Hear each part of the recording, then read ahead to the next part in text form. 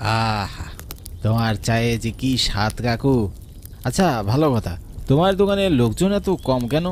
এত মজার চা বানাও, লোকদের তো ভিড় লেগে থাকার কথা। আসলে স্যার, আমার চায়ের দোকানটা কবরের পাশে কি না, তাই মানুষজন তেমন একটা আসতে চায় না। কিন্তু আমারও তো জীবন চালাতে হয়, তাই পেটের দায়ে বসে থাকি। সে কি, কবরের পাশে বলে কি সমস্যা? এই জায়গাটা ভালো নয় স্যার, কি কি না এখানে থাকে, একা কাউরে বাইরে মাইরা ফেলায়। ভালো কথা, আপনি তো গ্রামে নতুন আইছেন, কোথায় উঠছেন? ওই তো কবরস্থানের পাশে যে টিনের চালাটা, ওটাই ভাড়া নিয়েছি। কি সব বলেছে গোদা, ওইটা তো এমনিতেই পরিত্যক্ত, আপনারে এটার খবর দিল কেটা? এমন কি দরকার ছিল যে এমন একটা জায়গা আপনারে আসতে হইল? ছিল গো কাকু, ছিল। আমি একজন ইনভেস্টিগেটিভ অফিসার, ওসব সরকারের মারপ্যাচ। তোমরা গ্রামের লোকেরা তো বোকাশোকা, বুঝবে না। এখানে কবরের পাশে আর গ্রামের কিছু মানুষ জায়গা দখল করে বসে রয়েছে, তাই সরকারের পক্ষ থেকে আমাকে গ্রামে পাঠিয়েছে এসবের ডকুমেন্ট করতে। তাহলে তো মেলা দিন এইখানে থাকবেন বাবু? হ্যাঁ, এই বলতে পারো 10-15 দিন। যাই, উঠি তাহলে এখন। বাবা, একটা কথা। হ্যাঁ বলো কাকু। রাত কইরা বাইরে বাইর হইও না, বিপদে বুঝতে পারো। পৌঁছইলে আসবো, তোমার ক্ষতি করব, একটু সাবধানে থাইকো। এমনিতেই কবরের পাশে টিনের চালায় উঠেছ কিনা?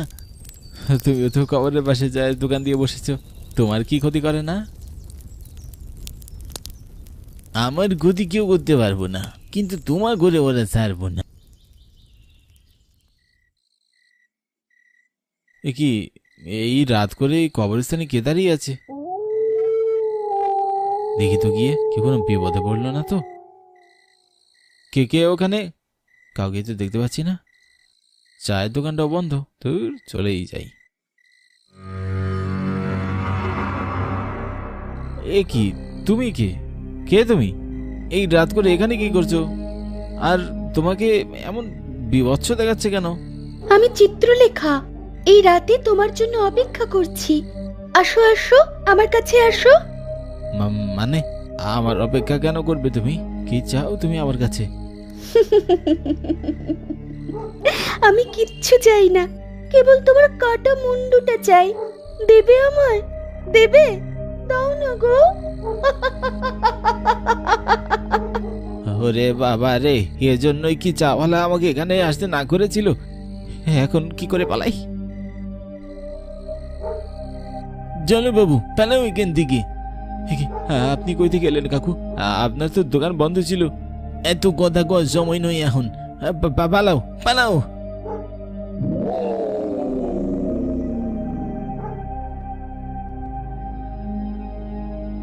বড় বাচ্চা বেঁচে গেছি, এখানে আর এক মুহূর্ত নয়, এখনই পালাবো। আবার কি ভয়ানক! এই মেয়েটা কে? কি সব বলছিল, কাটা মুন্ডু চায়, আর চাওয়ালাই বা কোত্থেকে এলো? না না না, আর এক মুহূর্ত এখানে নয়। আহা, কি তাজা মাছ! আজের বাড়িতে নিয়া গিন্নিরে ভাজা করতে পারবো। অনেকদিন ধরে গেম খেলছেন, কিন্তু আসলে কি লাভ হচ্ছে? যদি বলি গেম খেলে আপনি আপনার ব্যাংক ব্যালেন্সও বাড়াতে পারেন, শুনতে অবাক লাগলেও সত্যি। বেটজিলি অ্যাপের মাধ্যমে এটা সম্ভব। বাংলাদেশের অন্যতম জনপ্রিয় এবং বিশ্বস্ত বেটজিলি এখন আরও আকর্ষণীয় অফার নিয়ে। রেজিস্ট্রেশন করে অ্যাকাউন্ট ভেরিফাই করলেই পাচ্ছেন বেটজিলিতে 20টি ফ্রি স্পিন। অ্যাপ ডাউনলোড করার সঙ্গে সঙ্গে উপভোগ করুন 200 টাকা ফ্রি বোনাস। প্রথম ডিপোজিটে থাকছে 15% অতিরিক্ত বোনাস। 1000 টাকা ডিপোজিট করলে অতিরিক্ত পাবেন 1500 টাকা ফ্রি। আপনার জেতা টাকা তুলুন নিরাপদ উপায়ে, বিকাশ, নগদ, রকেট উপায় এবং ভারতে ফোনপে, গুগল পে, ইউপিআই এর মাধ্যমে লেনদেন করুন দ্রুত এবং নিশ্চিন্তে। তো পিন করা কমেন্ট থেকে বিনামূল্যে বেটজিলি অ্যাপে রেজিস্ট্রেশন করুন এবং উপার্জনের যাত্রা শুরু করুন। ও বাবা, এদিকে এসো। আরে, কেডা ডাক দেয়? কে ডাক দেয়? ওই যে বাবা, এদিকে। এ কি, এটা তো কবরস্থান, কিন্তু এর পাশে চায়ের দোকান কোথা থেকে আসলো? আরে কি ভাবছো? আরে তুমি কে বস? এই রাতের বেলা এখানে কি করতেছ? কবে দোকান করলে? হাটে যাওয়ার সময় তো দোকানটা দেখতে পাইলুম না। তুমি নেশা করেছো আবার দীপ্ত, তাই না? মাইরি নেশা একটু করি, তাহা কি কইরা জানলা তুমি? ওই তো নেশার করে এইসব বকতেছ। যাইতেছ কই? বাড়িতে? ও হইতে পারে, নেশার করে আবল তাবল দেখতেছি। তা তুমি যেই হও, হ্যাঁ ওই বাড়ি যাইতাছি। ব্যাগে মধ্যে কি বড় মাছ, বাড়ি গিয়ে কিনে এটা কামু, তেলে সুপ সুপ কইরা এটা বাঁচতে। রাত কইরে কিসের আট করে তোমরা জানো না? রাইতে কবরস্থানে আসা মানা। যাই হোক, আমার দোকানে আসো। রাত কইরে ওই কবরস্থানের পার হইয়া বাড়ি যাইও না, বউ তোমার মাইরে ফেলবো। এইবার বুঝছি নেশা তুমিই করছো, তাই এসব বক বক করতেছ। কে আমারে মারবো?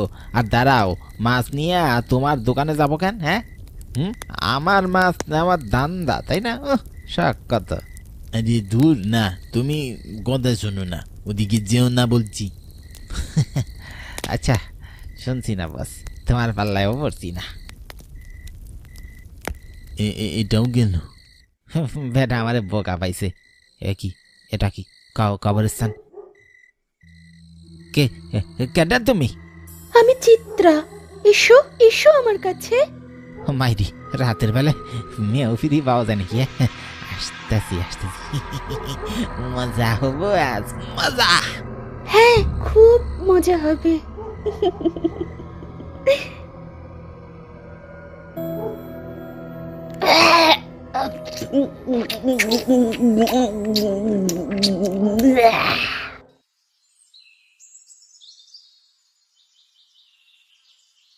ও বাবা, শুনছো হঠাৎ কইরে কয়েকজন মানুষ মরতাছে, খেয়াল করছো? সেইটাই তো বুঝতে পারতাছি না, আমাকের দীপ্তরও একই হাল। গতকাল রাজীব নাকি ওরে ওই কবরস্থানের কাছে যাইতে দেখছিল, নিজে তো করছে। ওর বাড়ি ছিল একদিকে, এসার ঘরে উল্টো দিকে চলে গেছে। বাবা, আর এক কথা জানো, রাত কইরে নাকি ওইখানে ওই কবরস্থানের পাশে অনেকে চায়ের দোকান দেখতে পায়। একটা লোক নাকি অনেক থাকে মাঝ বয়সী। আরে বাপ, আমাগর মনার বাবু তো একই কথা কইল।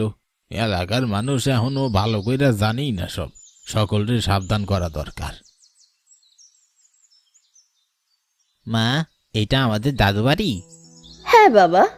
গ্রামটা কি সুন্দর, তাই না? হ্যাঁ, এখানে থাকলে আরো ভালো লাগবে, কিন্তু এখানকার মানুষকে তো আমি তেমন চিনিও না ভালো করে। হ্যাঁ, তো চিন্তা করো না, তুমি না চেনো বাবাকে তো ওরা চিনবে। হ্যাঁ, তোর বাবা নাকি এই গ্রামের খুব ভালো ফুটবলার ছিল, সকলে চিনতো। বাহ, আরে এরা কারা? দেখে তো মনে হইতাছে শহর থেকে আইছে, যাইয়া তো দেখি। কিন্তু মা, গ্রাম তো চিনে আসলা, বাড়ি চিনো? ওই যে একটা লোক আসতেছে, দাঁড়া জিজ্ঞেস করি।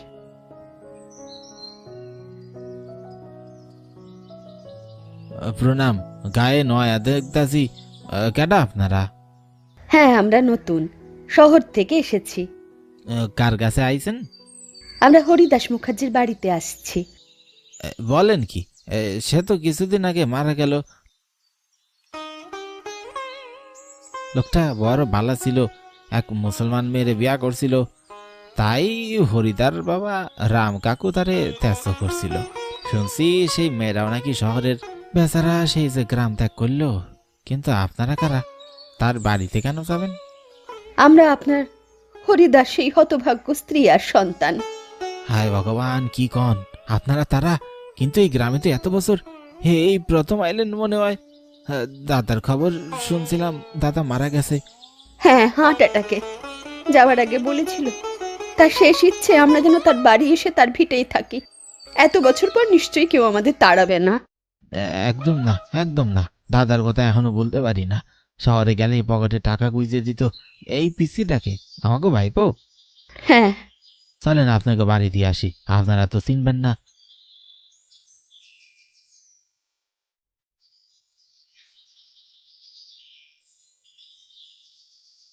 এ কি, ঘরে তালা দেওয়া, ওনারা কই?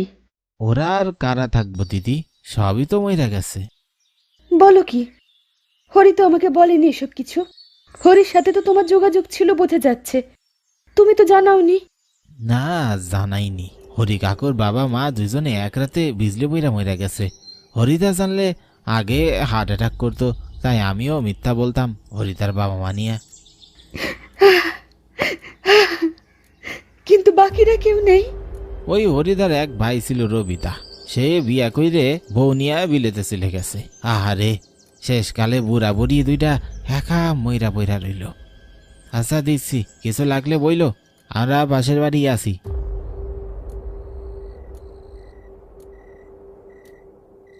বাবা, তোর বাবা তো আমাদের বাড়িতে আসতে বলল, কিন্তু এখন তো কেউই নেই এখানে। আমাদের নিজেদের ব্যবস্থা নিজেদেরই করতে হবে। একটা কাজ কর, খাবার তো কিছু নেই, দেখ বাইরে কোথাও কিছু পাস কিনা। এত রাতে কি হোটেল খোলা বাবু মা? আজকে কোনো একটা ব্যবস্থা কর বাবা। কে জানতো এখানে এলে এমন বিপদে পড়বো। কালকে কেনাকাটা করব সব। ভালো কথা, রাত করে ফিরতে পারবি তো? সমস্যা নেই মা, পারবো।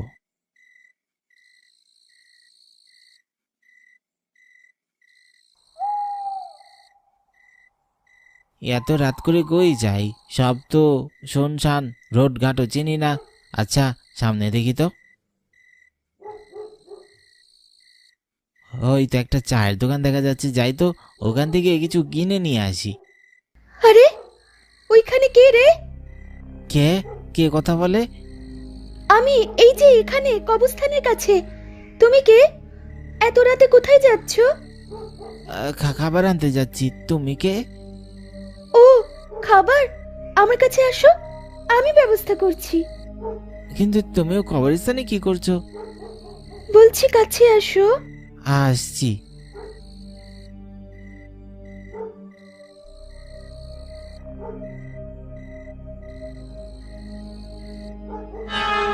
আরে বাবা, এ কি? এ তো দেখছি একটা ডাইনি। বাবার মুখে শুনতাম এই গ্রামে ডাইনি থাকে কবরস্থানে। হে হে হে, কেন এদিকে এলাম?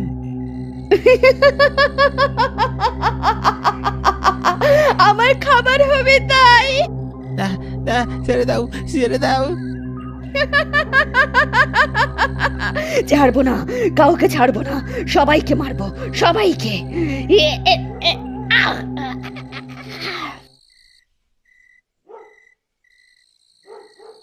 কি বলো তুমি? ওরে ওইখানে পাঠাইলা কেন? আমরা রাতে কি খাবো তাই। আমি তো তোমাকে জন্য খাবার আনতে গেছিলাম, এই যে প্যাকেটে। রাত করে ওই জায়গাটা তো ভালো না। ওইখানে নাকি একটা কবরস্থানের কাছে মানুষ মারা যায়। রাত করে অনেকে চায়ের দোকানেও দেখতে পায় ওইখানে কবরস্থানের কাছে। ইস, আমারই আগে বলা উচিত ছিল। তাহলে এখন কি হবে? আমি এখনই যাব আমার ছেলেকে খুঁজতে। হ্যাঁ, আপনি একা যাবেন না, ওই জায়গাটা ভালো না, আমি সহ যাবো। আসেন। ওরে আমার ছেলে এসেছে, কিন্তু ওর কি অবস্থা হলো? বাবা, কি হলো তোর? মা, মা, ওকে দেখেছি আমি। ও আমাকে। হায় রে, কি হলো? স্বামীর শেষ কথা রাখতে বাড়ি এসেছিলাম, ছেলেকেও হারালাম। এ বাবা রে, আমি কি করলাম? কেন তোকে পাঠালাম? এ কি? ওর গলায় এত কামড়ের দাগ, নিশ্চয়ই ডাইনির খপ্পরে পড়ছিল।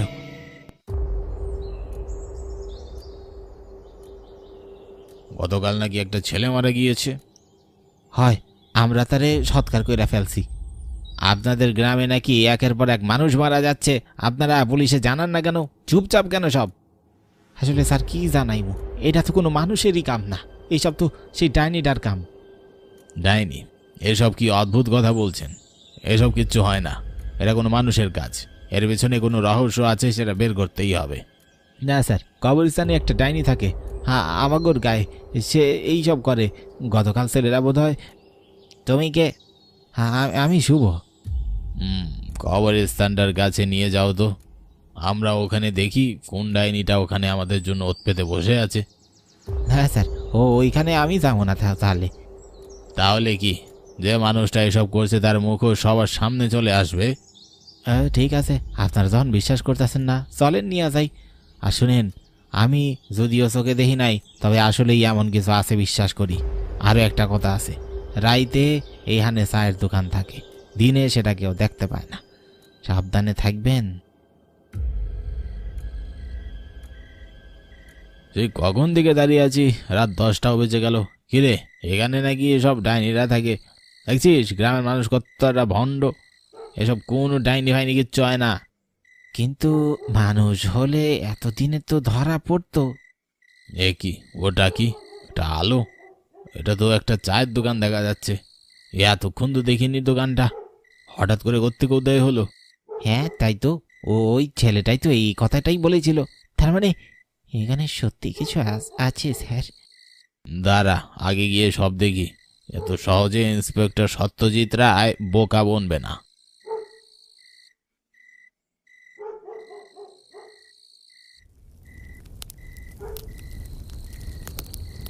আপনারা এখানে আইছেন কেন দাদা? তাও আবার এই কবরস্থানের কাছে? এইখান থেকে চইলা যান, আপনাকেও মাইরা ফেলবো কিন্তু হয়। মানে কে মারবে? তুমি চেনো তাকে? আর তোমার এই দোকান হঠাৎ করে কোথা থেকে কোথায় হলো? এতক্ষণ তো ছিল না। ওইসব আপনাকেও জানতে হইব না, চলে যান বাবু। ভাগ্য ভালো থাকলে এখনো সময় আছে, চইলা যান। স্যার আমার ভয় করছে, এই চাওয়ালা কোত্থেকে আসলো হঠাৎ, আর ওই চাকাটাও সুবিধা ঠেকছে না। চলেন স্যার, চলে যাই।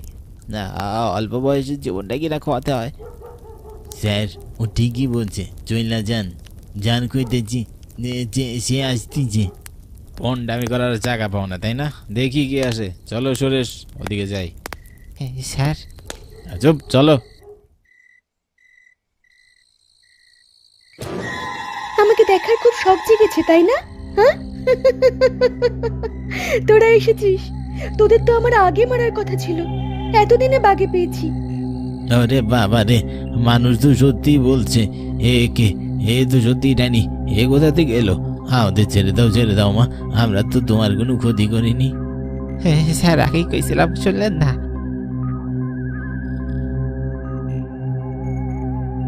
সাধু বাবা, ওই যে এইটাই মনে হয় সেই ডাইনিটা।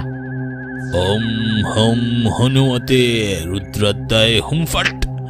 ওম আং ক্রিং ক্রিং চামুন্ডায় চিবে।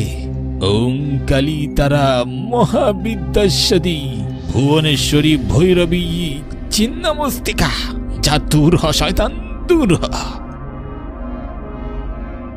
মুকেশদা, সেদিনও আমায় বাঁচালে না তুমি, আজও না।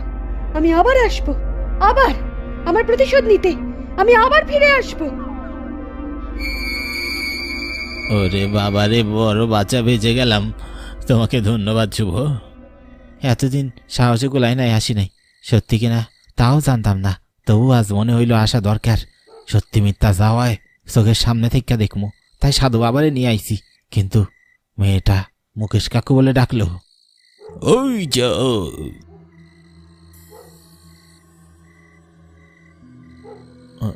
উনি কাটা? ও মুকেশ, এই এলাকার এক সময়কার পুরনো চা বিক্রেতা। কিন্তু ওনার কথা কেন বলছে সে? আমারই ভুল। এক সময় এই মেয়েটা আমার দোকানে কাজ করতো। বাবা মা কেউ ছিল না। একবার এক কাস্টমার তাকে চোর অপবাদ দিয়ে মারে। পুলিশ ধরে নিয়ে যায় বিনা অপরাধে। মেয়েটা বড্ড ভালো ছিল, আমিও তার উপর রাগ করে তাকে বাঁচাইনি। এরপর সে অপমানে ঘৃণায় আত্মহত্যা করে।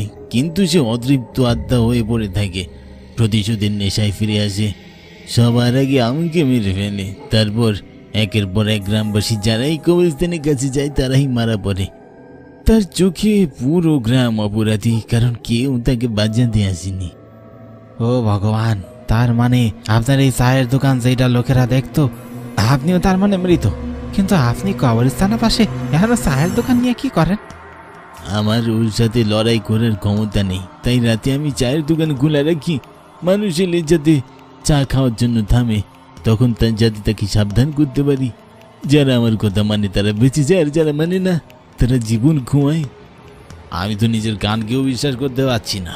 এও আবার হয় নাকি? মেয়েটার করুণ কাহিনী শুনে কষ্ট লাগলো। আমি এই দিনটার অপেক্ষায় ছিলাম যেদিন ওর বধ হবে। তাই কবরস্থানের পাশে চায়ের দোকান ছিল এতদিন। কাল থেকে আর এই চায়ের দোকান খোলা থাকবে না।